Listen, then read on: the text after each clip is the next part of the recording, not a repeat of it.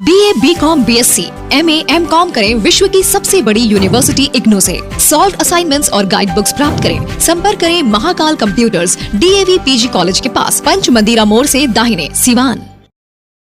Osama की गिरफ्तारी के बाद सिवान के अजय कुमार तिवारी एक बार बड़ा बयान दिए हैं, जिसमें बहुत ही ऐसी बातें कही हैं जिसे सुनने के बाद ऐसा लगता है जिस जमीनी विवाद पर ओसामा जेल गए हैं उस जमीन पर मेडिकल कॉलेज खोलने की सपना शहाबुद्दीन अपने ज़िंदगी में ही देख लिए थे, लेकिन उनको इस दुनिया से अलविदा होने के बाद उनके सपनों को आगे बढ़ाते हुए आखिर कैसे ओसामा की जेल हो गई, ये सब बातों पर खुलकर लिखे हैं साहब परिवार के करीबियों में से एक अजय कुमार तिवारी ने।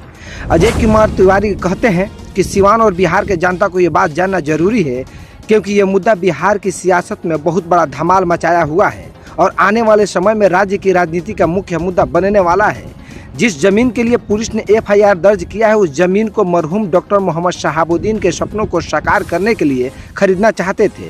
पिता के जीवन में ही उस जमीन के लिए सिवान मेडिकल कॉलेज के लिए बात फाइनल हो चुकी थी, क्योंकि मरहूम शहाबुद्दीन की ख्वाहिश थी कि एक मेडिकल कॉलेज एवं अस्पताल सिवान में हो, जहां जिले के लोगों की सही से इलाज हो सके और गरीब बच्चे मेडिकल की पढ़ाई कर सके। उनके मरने के बाद कुछ जमीन के दलालों की नज़र पड़ी। सारे जमीन के दलाल ओसामा का बच्चा समझकर इस जमीन को बेचने के फिराक में लग गए थे। और आप सब ये बात अच्छी तरह से जानते हैं कि राज्य का पूरा सरकारी सिस्टम दलालों के साथ मिला हुआ है। चाहे कोई भी जिला हो, हर जगह यह हाल है। लेकिन ओसामा की मानना पड़ेगा कि उसने अपने जिले के गरीब और असहाय जनता की सेवा के लिए अपने पिता की तरह माफियों के सामने सर उठा लिया। यही बात सिवान के कुछ लोगों को अच्छा नहीं लग रहा। वो चाह रहे हैं कि अगर ये कार्य लड़का कर दिया तो आने वाले समय में सब वो दुकानें बंद हो जाएगी। अजय कुमार तिवारी यही नहीं रुकते हैं, आगे मीडिया पर भी भड़ास खूब निकाले हैं। आगे लिखते हैं कि जमीन माफियों के साथ साथ कुछ राजनीतिक दल के लोग कुछ मीडिया साथियों के साथ मिलकर ये गंदा खेल खेला है। जो लड़का सियासत से दूर रह रहा था उसके साथ बड़ा गेम खेला गया है। अपने दोस्त की गाड़ी से कोटा से सिवान आया, उसके चोरी का बता दिया गया, जबकि ऐसा कोई बात थी ही नहीं। अगर ऐसा होता तो कोटा, दिल्ली तथा बिहार पुलिस अभी तक छोड़ती नहीं। मरहूम शहाबुद्दीन साहब ने जब सिवान में शिक्षा के लिए काम करना शुरू किया था तो पूरी सियासी तथा व्यवस्था के लोग दुश्मन बन गए थे। ठीक उसी तरह ओसामा भी उन लोगों की आंखों की कांटा बन गया है। वहीं ओसामा के समर्थन के लिए अजय कुमार तिवारी ने समर्थन मांगा है और आगे लिखा है कि खैर अब समय है कि सिवान के साथ साथ पूरे बिहार के तमाम नौजवानों को ओसामा के साथ खड़ा होना चाहिए, क्योंकि उसकी सोच एक अच्छे काम के लिए था, न कि जमीन के दलालों की तरह पैसा कमाना। जिस आइडिया के लेकर बात हो रही है वो पूरी तरह फेंक है। अगर कुछ क्षण के लिए सही मान भी लिया जाए तो ये वही कह रहा है कि आप पैसा ले लिखिए और जिसका जो लगा है वो कुछ मुनाफा दे देते हैं।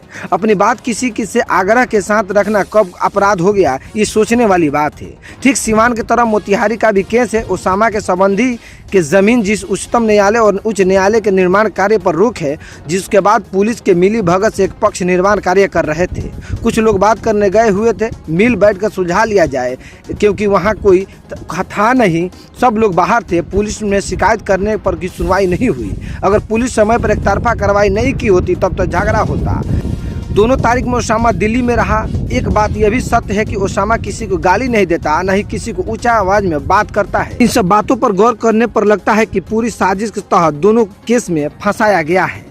निर्णय अब आप लोगों को लेना है कि जमीन माफिया भ्रष्टाचार राजनीतिक लोग चाहिए या सिवान के लिए अच्छे सोच वाला व्यक्ति। 14 साल से हिना साहब बिना पद के निर्वासित भाव से सिवान के लोगों को सेवा में दिन रात लगी हुई है। उतना तो ना कोई विधायक या ना संसद या मंत्री नहीं रहता है जितना ये परिवार लोगों के सुख दुख में रहता है। 2020 में पूरे तन मन धन से मेहनत कर 8 में से 6 विधायक, एक MLC अपने दम पर बनाकर पटना भेजी थी हिना साहब। फिर इस परिवार के साथ राजनीति क्यों, सोचने वाली बात है। ये अजय कुमार तिवारी साहब के परिवार के लिए लिखे हैं और उनके समर्थक खूब इस पोस्ट को शेयर कर रहे हैं।